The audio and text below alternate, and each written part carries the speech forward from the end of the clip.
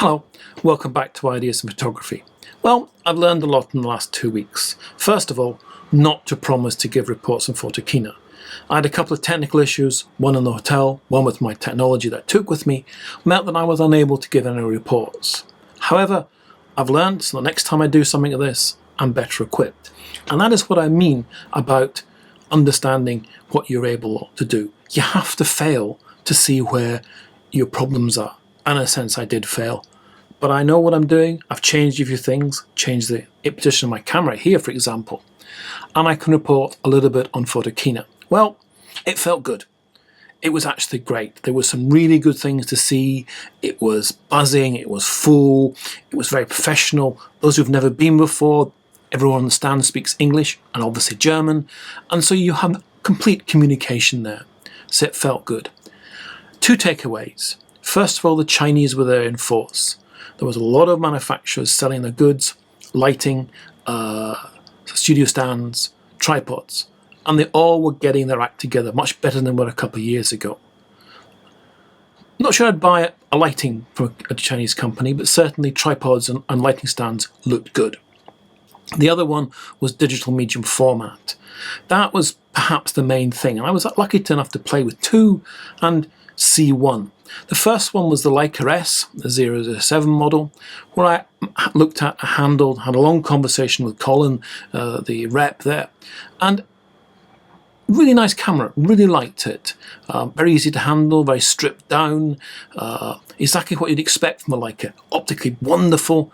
We'll find out, we'll have a play later on and see what's going on. Certainly a camera I'd buy if I wanted to work in a studio.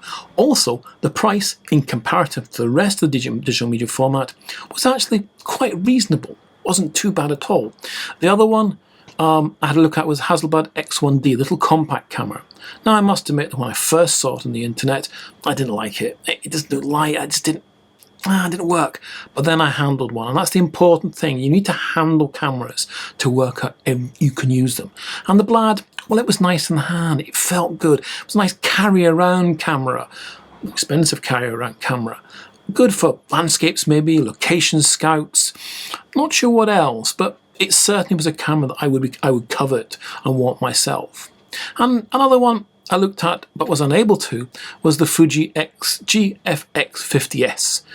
The internet is buzzing about that at the minute, saying how great it is. Well, this is what happens when you don't go to shows. It was great if you read the press release and perhaps one of the very few privileged journalists to handle one, but there wasn't one on show on the stand. It didn't feel as though they were ready for it. They weren't able to tell us the cost, what lenses, etc. I felt that it just wasn't there. I think it was a lost opportunity. So I'm going to choose to disagree with some, and I don't think Fuji had the show at all. The person who I think maybe had it was the Sonys. I thought the Sony, the A7s, confusing number of cameras, but certainly they look good, very high megapixel ratings, good on film, good on stills. I'd watch Sony. They were the ones to do that. They were the only company, I thought, who had a real understanding of motion there. A lot of people were trying motion, but Sony had the 8K cameras, they had big cameras, they had the specialists there. The rest of the people, well, I felt it was a little bit, they didn't know what to do. They realized that making films is what motion's about, but photographers are not filmmakers. So there's an issue there. The other interesting takeaway from the show was I felt Canon and Nikon were slightly out of the zeitgeist. They're great stands, but they were too big. They had lots of cameras on, but nothing much to offer. It didn't feel right. I know it sounds strange because obviously Canon had the great 5D Mark IV there. The Nikon had some really interesting 3D cameras, which I hope to have a look at later.